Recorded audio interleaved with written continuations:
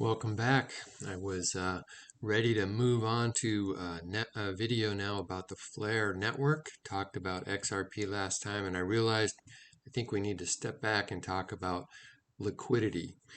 And this is Lars here at the DeFiStandard.com, where you find the work of Mickey B. Fresh. Patty XRP has put this website together with lots of great content for you.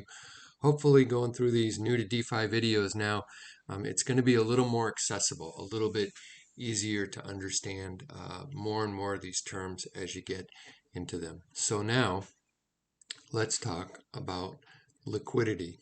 And again, before I got into XRP back in 2019, all of these things, they just really weren't that big a deal to me.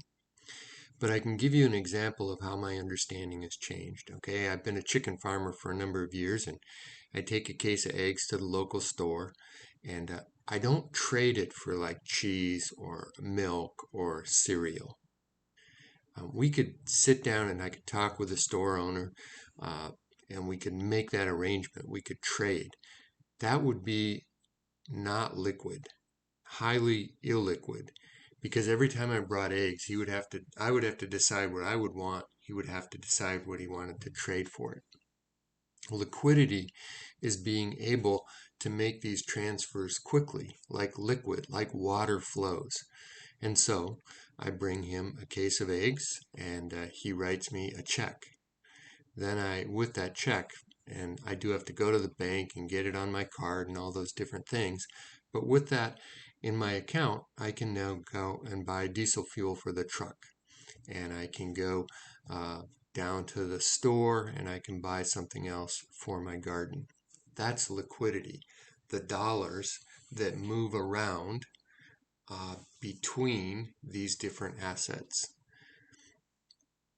So the reason I wanted to step back is because I think that's a really, really core piece of Flare Network and XRP and their relationship between one another. So before we hop over to Flare Network, which is, I'm looking at it as this incredible liquidity enhancing or liquidity increasing machine, but it's going to also provide that for XRP, for the XRP ledger. And that's one of the big needs that the XRP ledger has, is liquidity. So there's talk that CBDCs, central bank digital currencies, and stable coins and various different assets will be coming on to the XRP ledger. And they will be bringing liquidity, they will be bringing assets onto the XRP ledger. And you remember last time we were talking about what XRP does. It moves this stuff fast in just a few seconds. You bring an asset over to the ledger, it goes on and gets converted to XRP, moves over to the other side where you want it out, and it's transferred out in the asset value that you want over at the endpoint. Last time I was saying US dollars in, Norwegian kroner out. So one of Ripple, the Ripple company, which is using the XRP ledger and wants to provide all of this money movement, asset movement around the world, banks, institutions, individuals, they need a lot of liquidity. And as we move over and talk about the Flare network, you're going to see that it's a liquidity generating machine, that it is set up to absorb all different kinds of assets, and it's set up to give them a relationship between one another. And it's also set up, and the CEO of Flare Network, you'll hear his name a lot, Hugo Filion, he says that one of the main reasons that they created Flare Network was so that they could move assets back onto XRP in a trustless manner, trustless, decentralized manner. And what does that give XRP now? It gives it a foundation. It gives us a foundation asset against which all of the other things can trade, so they can have a reference point. And back in physics classes, there was always this important thing when you were doing dynamics or something of choosing your reference point. Okay, so an example of that is you could be driving in your car and you say, I'm moving 60 miles an hour. Well, then the reference point is that the earth is still. But if instead you said you were still, then you could say the earth is moving towards you at 60 miles an hour. And we don't do that, right?